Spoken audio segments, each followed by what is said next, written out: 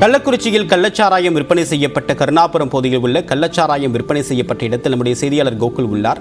அங்க இருக்கக்கூடிய கள தகவலை கோகுலிடம் கேட்கலாம். கோகுல், இப்ப எங்கிருந்து விற்கப்பட்டது, எவ்வளவு பேருக்கு விற்கப்பட்டது அப்படின்ற முழுமையான விவரங்கள் கிடைக்க பெற்றிருக்கா?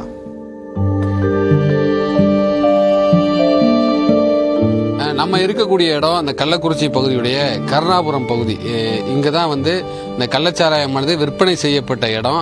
இங்கே ஏற்கனவே கைது செய்யப்பட்டிருக்கக்கூடிய தாமோதரன், அதாவது கண்ணுக்குட்டியுடைய தம்பி தாமோதரன் இருந்த வீடு. இங்கிருந்து தான் இந்த கள்ளச்சாராயமானது விற்பனை செய்யப்பட்டிருக்கிறது. குறிப்பாக 3 இடத்துல இந்த கருணாபுரம் பகுதியிலிருந்து இந்த கள்ளச்சாராயமானது விற்பனை செய்யப்பட்டிருக்கு. அதாவது ஒரு இடத்தில் இந்த கருணாபுரத்துடைய அந்த ஊருடைய ஒதுக்குப்புறத்தில் ஒரு ஆற்றங்கரை இருக்கு. அந்த ஆற்றங்கரையில விற்பனை செஞ்சிருக்காங்க. இந்த இடத்துக்கு பேர் இது சாராய கடை. இந்த சாராய கடைங்கிற இடமே இங்க யாரை கேட்டாலும் இந்த சாராய கடைன்னு சொல்றாங்க.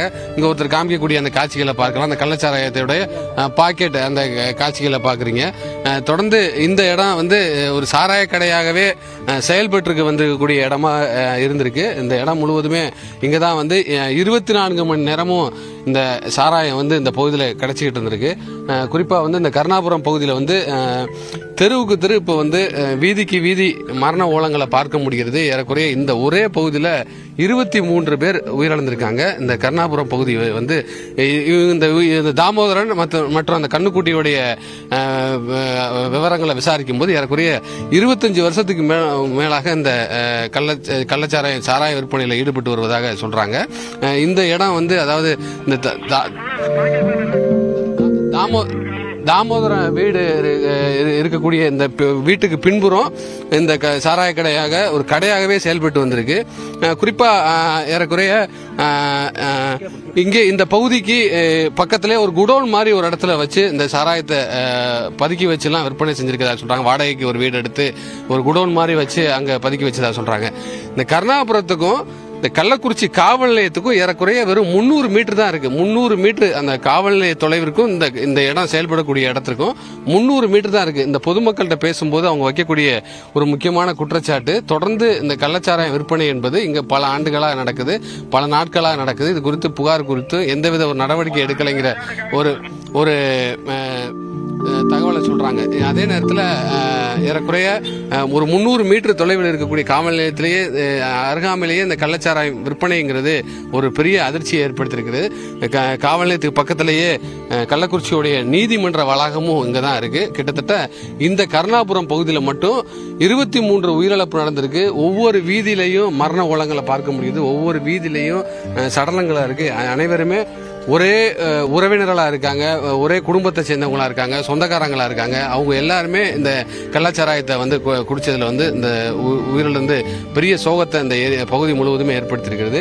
இந்த கருணாபுரம் பகுதி என்பது கள்ளக்குறிச்சி நகரத்துல ஒரு மைய பகுதியா இருக்கு. இந்த கருணாபுரங்கிற பகுதி எல்லாருக்குமே தெரியக்கூடிய பகுதியா இருக்கு. இது கிராமப்புறமும் வேற எந்த பகுதியும் இல்லை. அதே நேரத்தில் கருணாபுரத்துல மட்டும்தான் இந்த கள்ளச்சாராயம் விற்பனை செய்யப்படுதாங்கிறது தவிர அங்க அருகாமையில் கள்ளக்குறிச்சிக்கு அருகாமையில் இருக்கக்கூடிய கிராமத்தில் இருக்கவங்களும் இங்கிருந்து சாராயத்தை வாங்கிட்டு போயிருக்காங்க. இந்த கருணாபுரத்துல பகுதியில் இருக்க மக்கள் மட்டும் குடிக்காம அருகாமையில் இருக்கக்கூடிய கிராமத்தை, கள்ளக்குறிச்சி நகரத்தை சுற்றி இருக்கக்கூடிய அருகாமையில் இருக்கக்கூடிய அந்த வீரசோழபுரம், அப்படி பல கிராமங்கள் பேரை சொல்றாங்க. அந்த கிராமத்துடைய பல மக்கள் இங்கிருந்து வாங்கிட்டு போறாங்க. இங்க கிளை, அதாவது ஒவ்வொரு பகுதியாக இந்த கள்ளச்சாராயம் இங்கிருந்து சப்ளை செய்யப்பட்டிருக்கு. சில கிராமங்களுக்கு மொத்தமா கொடுத்து விட்டு அங்கே விற்பனை செய்யப்பட்டிருக்கு. அதே நேரத்தில் பல பகுதியில், அதாவது திருவிழாக்கள் உள்ளிட்ட நடக்கிற இடத்துல அங்கேயே ஒரு டெம்பரவரியா ஒரு சாராய கடை மாதிரி நடத்தி அங்கேயும் இந்த சாராயத்தை எல்லாம் விற்பனை செஞ்சிருக்காங்க. இது மாதிரி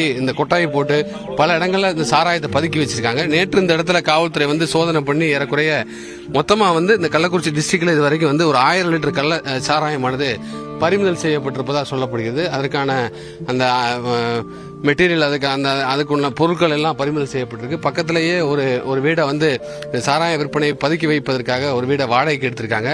ஆற்றங்கரையோரம், அதாவது மாலை நேரத்தில் காலை நேரத்துல எல்லாம் ஆற்றங்கரையோரம் அந்த சாராய விற்பனை நடந்திருக்கு. ஊருக்குள்ளேயும் நடந்திருக்கு. காவல் நிலையத்துக்கு அருகாமையில் இந்த பகுதியில் ஒரு நகரத்துடைய மைய பகுதியில் இந்த சாராய விற்பனையினால இது மாதிரி ஒரு பெரிய ஒரு சோகமான நிகழ்வு ஏறக்குறைய இதுவரை 38 உயிரிழப்பு என்பது கள்ளக்குறிச்சி மட்டுமில்லாமல் தமிழகத்தையே ஒரு உழுக்கக்கூடிய ஒரு நிகழ்வாக பார்க்கப்படுகிறது. நம்ம இருக்கக்கூடிய அந்த வீடு வந்து தாமோதரனுடைய வீடு. கண்ணுக்குட்டியுடைய சொந்த தம்பி இவர். கண்ணுக்குட்டியை விசாரிக்கும் போது அவர் பல வருஷமா அந்த கள்ளச்சாராயத்தை விற்பனை செஞ்சு வர்றாரு. அதே நேரத்தில் கண்ணுக்குட்டி நேரடியா இப்ப சில நாட்களா கள்ளச்சாராயத்தை விற்பனை செய்யறது இல்லையா. அவர் வந்து அந்த பைக்ல சுத்துறது, போய் யாராவது போலீஸ் வர்றாங்களா மத்தவங்க வர்றாங்கிறத கண்காணிக்கிற வேலையை மட்டும்தான் பண்ணிக்கிட்டு இருக்காரு. தாமோதரன் தான் நேரடி விற்பனையில வந்து சாராயத்தை வந்து இவர் வீட்டில், அதாவது இது வந்து தாமோதரனோட வீடு. இந்த வீட்டில இருந்து பக்கத்துல பின்னாடி கொட்டாயை போட்டு அது ஒரு சாராய கடை மாதிரியே இந்த கடையானது செயல்பட்டு வந்திருக்கு. தொடர்ந்து காவல்துறை வந்து நேற்று இந்த வீட்டில் வந்து சோதனை பண்ணி பல அந்த சாராயத்துக்கு வைக்கப்பட்டிருந்த பாக்கெட் உள்ளிட்டவைங்க எல்லாம் பறிமுதல் செஞ்சிருக்காங்க. இந்த பகுதியில் யாரை கேட்டாலும் இந்த தாமோதரன வீடை சொல்றாங்க. அதாவது சாராய கடை இங்கே தான் நடக்குங்கிற பகுதியை வந்து யார் சிறியவர்கள் முதல் யாரை கேட்டாலுமே இந்த பகுதியை சொல்றாங்க. ஏறக்குறைய ஒரு 3 வீட்டில் நடந்திருக்கு. 2 தோப்பு, அதாவது ஆற்றங்கரை ஓரம் இருக்கக்கூடிய தோப்பு உள்ளிட்ட இடங்கள்லையும் வெளிப்படையாவே, அதாவது மறைமுக சாராய விற்பனை இல்லாமல் வெளிப்படையாவே இந்த சாராய விற்பனை என்பது நடந்திருக்கு. காவல்துறை வந்து இதை பெருசா ஒரு நடவடிக்கை எடுக்கலைங்கிற ஒரு தகவலையும் சொல்றாங்க. தொடர்ச்சியா எங்க பலர் இந்த பகுதியை பார்க்கலாம். ஒவ்வொரு தெருவுலையும் ஒவ்வொரு வீதியிலையும் தொடர்ந்து உயிரிழப்பு சம்பவங்கள் நடந்திருக்கு. பல இடங்கள்ல இந்த மரணம், அதாவது ஒவ்வொரு வீதியிலையும் இந்த மாதிரி இந்த உயிரிழப்பு சம்பவங்கள் நடக்கக்கூடிய அந்த நிகழ்வை பார்க்குறோம். அப்படி நேராக போகலாம். இது வந்து முக்கியமான ஒரு வீதி. இங்கேருந்து கருணாபுரம், அதாவது கள்ளக்குறிச்சி காவல் நிலையம் என்பது ஒரு நடந்து போகிற தூரத்தில் ஏறக்குறைய ஒரு 300 மீட்டர் தொலைவில் இருக்கக்கூடிய இந்த பகுதியில் ஒவ்வொரு தெருக்கள்லையும் இந்த உயிரிழப்பு சம்பவங்கள் நடந்திருக்கு. மரண ஓலை சத்தமா கேட்குது, அழுகுரலா கேட்குது. பலர் ஆறுதல் சொல்வதற்காக வெளியிலேருந்து வந்திருக்காங்க. பல நிகழ்வுகள் நடந்திருக்கு. ஆமா, இப்ப நீங்க இவங்க சொந்தக்காரங்களா? என்ன நடந்துச்சு? இல்ல, இந்த தெருவுலக்காரவங்க தான் அவங்க. என்ன நடந்துச்சுன்னு தெரியாது. ஆனா காலையில பார்த்தா ஆஸ்பத்திரி கூட்டு போய்க்கிறாங்க, ரொம்ப சீரியஸ் ஆகுதுன்னாங்க. அப்புறம் பார்த்தா அவங்க பொண்டாட்டியும் வந்து அது வரலன்னு சொல்லிச்சு. அப்புறம் திருப்பி அந்த பிள்ளையும் கண்ணு தெரியலன்னு சொன்ன உடனே நீ வான்னு சொல்லிட்டு அந்த பாப்பா. கண்ணுக்குட்டி கோவிந்தராஜ் தாமோதர வீடுலாம் இருக்குல்ல, இங்க என்ன நடக்குமா? இங்க என்ன பண்ணிட்டு இருக்காங்க? சாராயம் தான் விற்கிறாங்க. கள்ள சாராயம் தான் அந்த இடத்துல வித்துக்கிட்டு இப்ப 2 வருஷம் ஆகுது. இந்த இடத்துல தான் வச்சு நல்லா ஓடிக்கிட்டு வியாபாரம், நல்ல வியாபாரம். எப்ப வேணாலும் கிடைக்குமா? எப்ப வேணாலும் கிடைக்கும். நைட்ல தான் கொஞ்ச நேரம் இடைவெளி. அப்புறம் இந்த 3 மணி 4 மணில இருந்து திரும்ப ஆரம்பிச்சு. திரும்ப காலையில அதிகாலை ஆரம்பிச்சு. ஆமா, கூட்டமாவே இருக்குமா எப்பவுமே இந்த இடத்துல? வரவும் போகுமா தான் இருப்பாங்க. வர ஒருத்தன் வெளியே நின்றுட்டு போங்கன்னு பாக்கெட்டு கொடுத்து போ. ஏன்னா பிரச்சனை வந்துடக்கூடாது, கடை நடத்துறதுக்கு தடையாயிடும், போன்னு அனுப்பிச்சு விட்டுட்டே இருப்பாங்க. எத்தனை வருஷமா பண்றாங்க அது? இப்போ 2 வருஷமா தான் நடக்குது. 2 வருஷமா இங்க நடக்குது. இந்த இடத்துல நடக்குது. இதே இடத்துல தான். இது யாரோட வீடு? இது வந்து தாமோதரன் சொல்லுவாங்க. அவன் பேர், அவங்க வீடு தான். இங்கே வந்து போலீஸ் எல்லாம் நீங்க கம்ப்ளைண்ட் கொடுத்துருக்கீங்களா? இது வரைக்கும் வந்து நடவடிக்கை எடுத்தது இல்லையா? என்ன இந்த ஏரியாலாம் யாரை கேட்டாலும் இந்த வீடை சொல்றாங்க, இது சாராய கடைன்னே சொல்றாங்க. இதை அப்ப யாரு வந்து போலீஸ்ல கம்ப்ளைண்ட் கொடுத்துருக்கீங்களா, புகார் கொடுத்துருக்கீங்களா?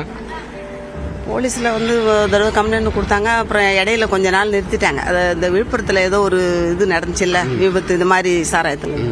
அப்போ அதுக்கப்புறம் ஒரு 2-3 மாசம் அதில் நிறுத்திருந்தாங்க. அப்புறம் திரும்ப ஆரம்பிச்சிட்டாங்க. எங்க காய்ச்சுவாங்க இந்த சாராயம் எல்லாம்? எங்க இருந்து வரும்? அது என்ன? அது தெரியலங்க. அது எங்க பண்றாங்கன்னா அதெல்லாம் தெரியாது எங்களுக்கு. இப்போ வாங்கி குடிக்கிறவங்க எல்லாம் என்ன வேலை பாக்குறாங்க? இந்த பகுதி தானா, வேற ஊர்ல இருந்து எல்லாம் வருவாங்களா? தோட்டத்தில் இருக்கிறவங்க, கிராமத்துக்கு வேலைக்கு போறவங்க வரவங்களாம் போறப்ப வாங்கிட்டே போயிடுவாங்க.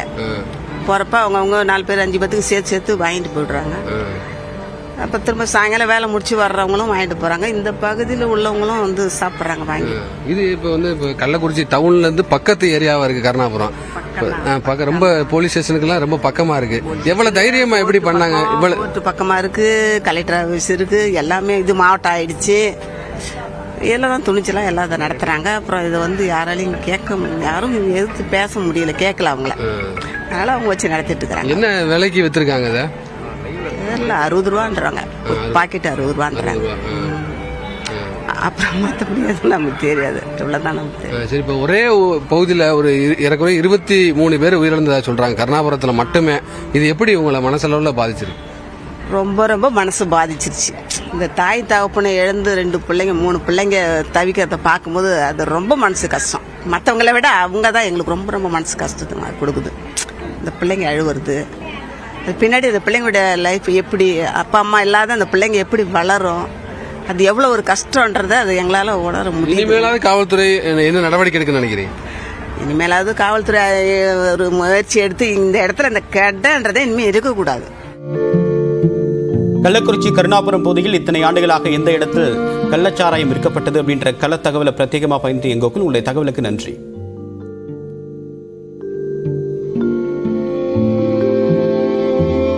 கள்ளக்குறிச்சி கருணாபுரத்தில் ஒரே குடும்பத்தில் 2 பேர் உயிரிழந்திருக்கின்றனர். 2 ஆண் குழந்தைகளின் தந்தை உயிரிழந்தது சோகத்தை ஏற்படுத்தியுள்ளது. கள தகவலுடன் நிகழ்ச்சிய செய்தியாளர் கோகுல் விவரம் என்ன?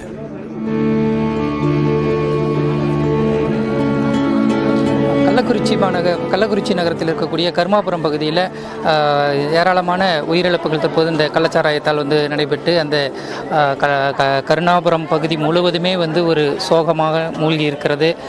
இந்த பகுதியில் ஒவ்வொரு வீதியிலும் 2 வீட்டில் 3 வீட்டில் 4 வீட்டில் என உயிரிழப்புகள் நடந்திருக்கிறது. ஒவ்வொரு வீட்டின் முன்பாகவும் அந்த உடல்களை வைத்து தற்பொழுது அஞ்சலி செலுத்தி வருகிறார்கள். இந்த நிலையில் காவல்துறை மற்றும் வருவாய்த்துறையினர் இந்த உயிரிழந்தவர்களின் சரியான கணக்கீடு மற்றும் ஏற்கனவே மருத்துவமனையில் இருப்பவர்கள் குறித்த கணக்கீடு உள்ளிவற்றை தற்பொழுது எடுத்து வருகிறார்கள். குறிப்பாக இப்போ நாம் பார்த்துட்டு இருக்கக்கூடிய இடமானது அதாவது தனது மனைவியை பிரிந்து 2 சிறு வயதில் 4 வயது 5 வயது ஆண் குழந்தைகளுடன் இருக்கக்கூடிய பிரவீன் என்பவர் அவருடைய மாமா வீட்டில் வசித்து வந்திருக்கிறார். தற்பொழுது அந்த பிரவீனுடைய மாமா சுரேஷ் என்பவரும் இருவருமே உயிரிழந்திருக்கிறார்கள். ஒரே வீட்டில் உயிரிழந்து தற்பொழுது 2 சிறு குழந்தைகள் ஒரு ஆதரவற்ற ஒரு நிலை இருக்கக்கூடிய சூழல் ஏற்பட்டிருக்கிறது. அதனால் இந்த பகுதியில் இது மிக பெரும் ஒரு சோகத்தை ஏற்படுத்தி இருக்கிறது. இதே போல் இந்த பகுதியில் இறந்த ஒவ்வொரு குடும்பத்திலும் ஒவ்வொரு வகையான சோகங்களை ஏற்படுத்தியிருக்கிறது. மிக குறிப்பாக பெரும்பாலும் இறந்தவர்கள் கூலி தொழிலாளர்களாகவே இருக்கிறார்கள். பல்வேறு கூலி வேலைகளுக்கு சென்று அந்த உடல் உழைப்பின் காரணமாக உடல் வலிக்காக அவர்கள் மது அருந்தும் பழக்கத்தில் இருந்து வந்ததாக கூறப்படுகிறது. அவ்வாறு வழக்கமாக மது அருந்தக்கூடியவர்கள் தான் இந்த 2 நாட்களுக்கு முன்பு இந்த பகுதியில் வேறொரு துக்க நிகழ்வும் நடந்திருக்கிறது. குறிப்பாக தற்பொழுது இங்கே இருந்த இந்த பிரவீன் என்பவர் அந்த துக்க வீட்டில் கூட அதிக அளவில் வேலை செய்ததாகவும் அருகில் இருப்பவர்கள் தெரிவிக்கிறார்கள். அவ்வாறு பல்வேறு கூலி வேலைகளை செய்து இரவு தூங்குவதற்கு முன்பாக அவர்கள் மது அருந்தக்கூடிய பழக்கத்தில் இருந்ததனால் இந்த சாராயத்தை குடித்து பலரும் பாதிக்கப்பட்டிருக்கிறார்கள். இதனால் இந்த பகுதியில் ஒரு பெரும் சோகம் ஏற்பட்டிருக்கிறது. அதே போல் இந்த பகுதியில் பல்வேறு அரசியல் கட்சி பிரமுகர்களும் ஒவ்வொரு வீடாக அஞ்சலி செலுத்தி வருகிறார்கள். தற்பொழுது இந்த பகுதிக்கு பாரதிய ஜனதா கட்சியினுடைய மாநில தலைவர் அண்ணாமலை அவர்கள் தற்பொழுது கருமாபுரம் பகுதியில் அஞ்சலி செலுத்துவதற்காக கொண்டிருக்கிறார். அதனுடைய நேரடி காட்சிகளை தற்பொழுது பார்க்கலாம்.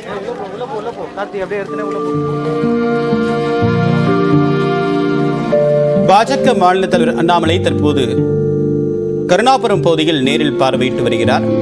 பாதிக்கப்பட்ட மக்களை நேரில் சந்தித்து ஆறுதல் கூறி வரக்கூடிய அந்த காட்சிகளை தற்போது நாம் பார்த்துக் கொண்டிருக்கிறோம். இன்று காலை முதல் வெவ்வேறு அரசியல் கட்சிகளை சேர்ந்த பிரதிநிதிகள் தொடர்ச்சியாக பாதிக்கப்பட்டிருக்கூடிய மக்களை சந்தித்து தங்களுடைய ஆறுதலை தெரிவித்து வரக்கூடிய நிலையில் தற்போது பாஜகவுடைய மாநில தலைவர் அண்ணாமலை தற்போது கருணாபுரம் பகுதியில் பாதிக்கப்பட்டிருக்கூடிய மக்களுக்கு நேரில் சென்று ஆறுதல் கூறி வரக்கூடிய இந்த காட்சிகளை பார்த்துக் கொண்டிருக்கிறோம். சுமார் 36 பேர் இதுவரைக்கும் உயிரிழந்திருக்கிறார்கள். ஒட்டுமொத்தமாக 109 பேர் கள்ளச்சாராயம் அருந்தி மருத்துவமனையில் அனுமதிக்கப்பட்ட நிலையில் அவர்களில் 36 பேர் தற்போது வரைக்கும் உயிரிழந்திருக்கிறார்கள். மேலும் பல தொடர் தீவிர சிகிச்சை பெற்று வருகிறார்கள். இவர்களுக்கு தேவையான சிகிச்சை வழங்குவது தொடர்பாக ஏற்கனவே மருத்துவத்துறை பல்வேறு ஏற்பாடுகளை செய்திருக்கும் நிலையில் அந்த பாதிப்புடைய தீவிரத்தன்மையின் காரணமாக உயிரிழப்புகள் தொடர்ந்து அதிகரித்த வண்ணம் இருக்கின்றது. அதே நேரத்தில் இந்த கள்ளச்சாராயம் அருந்திவிட்டு இதுவரைக்கும் மருத்துவமனைக்கு வராதவர்கள் ஒவ்வொரு வீடாக சென்று சுகாதாரத்துறை அதிகாரிகள் சுமார் 36 பேரை மீட்டு தற்போது மருத்துவமனையில் அனுமதித்திருக்கிறார்கள். அவர்களுக்கு தேவையான சிகிச்சை என்பதும் கொடுக்கப்பட்டு வருகிறது. கருணாபுரம் பகுதியில் அனைத்து இடங்களிலும் தற்போது ஒவ்வொரு தெருக்களிலும் உயிரிழந்தவர்கள் இருப்பதன் காரணமாக அந்த பகுதி முழுக்க ஒரு சோகத்தை அப்பி நிற்கக்கூடிய இந்த காட்சிகளை தற்போது நாம் பார்த்துக் கொண்டிருக்கிறோம். அங்கே இருக்கக்கூடிய கிராம மக்கள் ஒட்டுமொத்தமாக இந்த சோகத்தில் மூழ்கியிருக்கிறார்கள். இன்று காலை முதல் அரசியல் கட்சித் தலைவர்கள் தொடர்ந்து இந்த பகுதிக்கு வருகை தந்த வண்ணம் இருக்கின்றனர்.